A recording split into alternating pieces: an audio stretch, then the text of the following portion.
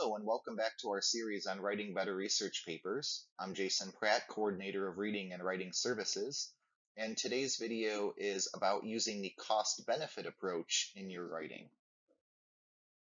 The cost-benefit approach is one you might not think of, but it's one that can be really helpful because remember, we're trying to get to a thesis statement. And one of the things you have to do with a thesis statement is you have to make an argument. It can't just be a statement of fact. And so a cost-benefit approach can be a way to do that. And the type of thesis statement that you would come up with is to weigh the costs of a particular topic, then weigh the benefits of that topic, and then your thesis statement will make a judgment. Either the costs outweigh the benefits, or the benefits outweigh the costs.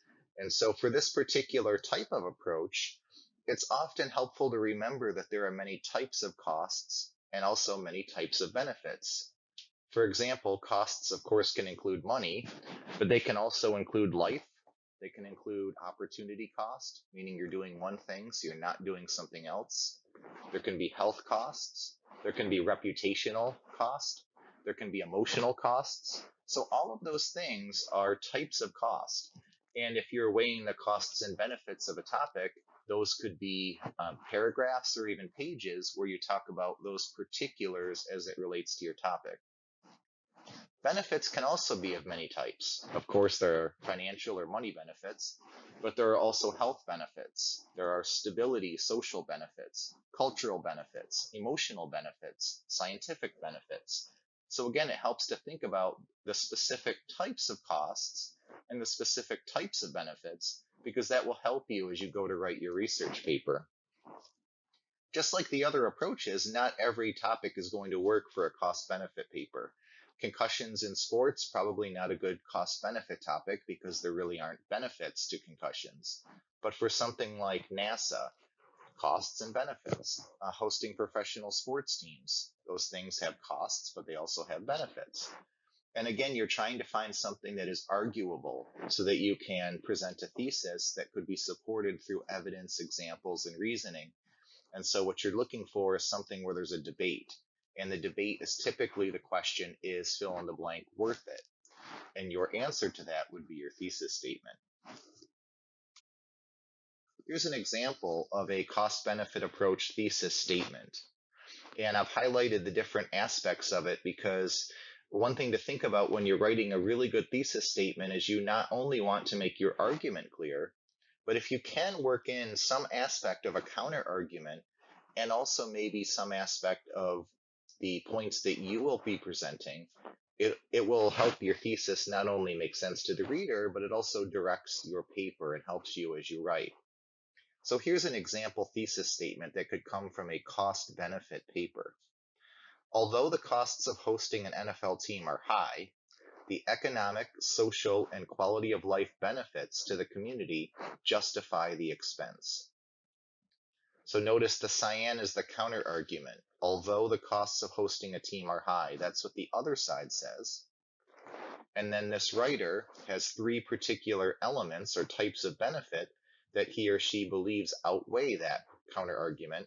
And those are the economic, social, and quality of life benefits. And so you could see that you would expect as you read this to read about economic benefits, then social, then quality of life in that order.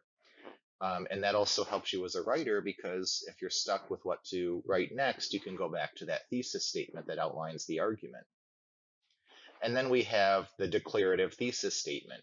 They justify the expense. The benefits justify the expense or outweigh any cost. So this is something to think about no matter which approach you take.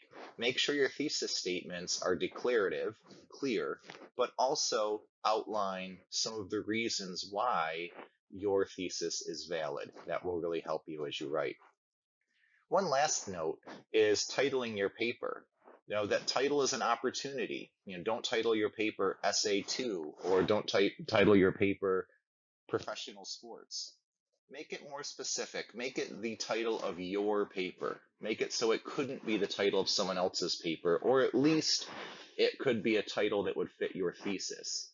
So for example, a possible title for this paper could be something like The Benefits of Hosting an NFL Team. If that's the title of the paper, we know right away that the thesis is in favor of that, or that it makes the argument that hosting an NFL team is worth the cost.